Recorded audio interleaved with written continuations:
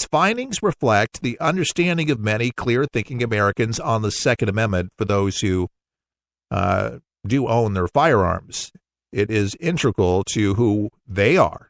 The guns are ubiquitous in our culture. Both the bad guys and the heroes utilize them in movies and books, which accurately reflect reality. The bad guys will always have guns, and good guys know that firearms are an effective tool for securing property and protecting loved ones.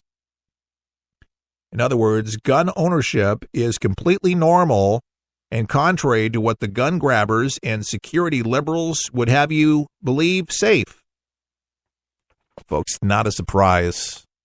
Interesting take on this thing, but the results show a clear relationship between the conscious choice to own a gun and the excuses of personal freedom. Other studies on crime and gun owners have found that gun owners commit fewer crimes as a population than the police. And the civilized factor of owning a firearm increases the level of responsibility that must be exercised. This positively impacts everyone in proximity to gun owners. So owning a gun, not a bad thing. I say get a gun if you don't have a gun. Interesting story that popped up on the Blaze today, and I've kind of felt this, and I didn't want to say anything because, there's ailing folks, and it had to do with her hand movements. Nancy Pelosi, in a pretty much irregular lapses of speech during Saturday conference in New York City. Nancy Pelosi, this past Sunday, in an event in New York City, appeared to suffer bouts of memory loss during a speech that centered around Obamacare about her father. Pelosi said that he was part of a group called the Birkin Group, and they did rallies and pageants and parades. And when he stood up on the floor of Congress, I stand here as a representative of, and trailed off, gazing at the audience, lost for words. Here is some of that exchange. Very interesting. She losing her mind? He was part of a group called the Birkin Group, and they did rallies and pageants and parades. And when we stood up on the floor of Congress, I stand here as a representative of the members of the Jewish army. I mean, it was really way out there. Now we are building and validating what really is the message that as we go forward. You probably could put it on a piece of paper right now and say this is what it should be. For us, we have to make sure that our members participate in that. Please go to Facebook, Twitter, whatever, Instagram, any platform that you want. Home care, too. Some people are at home, but they still get care from Medicaid. Middle-income seniors in nursing homes or getting care at home. It will have a tremendous impact on what families can do for their children in relationship to what they need to do. Wow.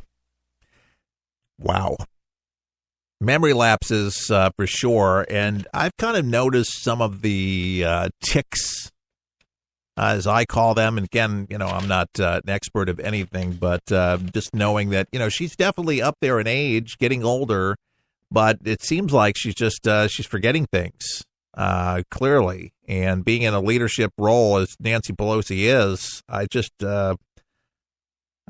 wonder what's going on up there. Seriously. Some people do have memory loss and they're not able to really be so coherent, can't keep the conversation going. And I just see that her days are numbered. I just don't see her. I mean, I don't like the lunacy of Nancy Pelosi by far, but I just don't see her being having the energy and the mind power to be able to be in that leadership role as Pelosi has been.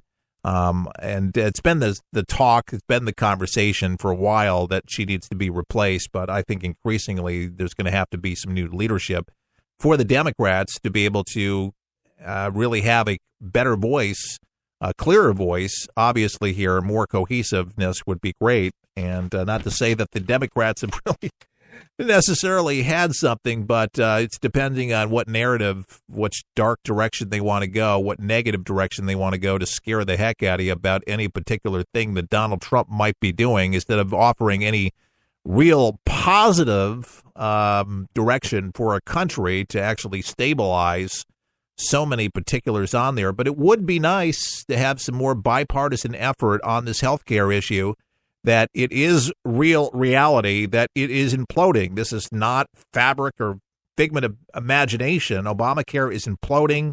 It's bad. It's hurt this country. It's hurting Americans, real, honest-to-goodness people that are suffering, that need their medications, that need to be able to get in and get their health under control so they can live their golden years or just live the rest of their life with the proper medications and the health care that they actually deserve.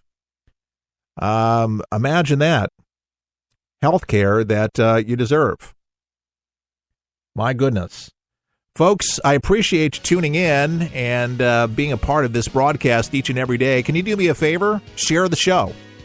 Tell your friends about it, and if you're listening to it on the radio station, let them know where on the dial that you found it on this AM or FM radio station, and do business with the sponsors of the radio station, because without them, we could not be on your station. We're listener supported. We rely on the generous gifts of our listeners. If you'd like to give $1 or more, you can do that right now online at forthepeopleshow.com. That's forthepeopleshow.com.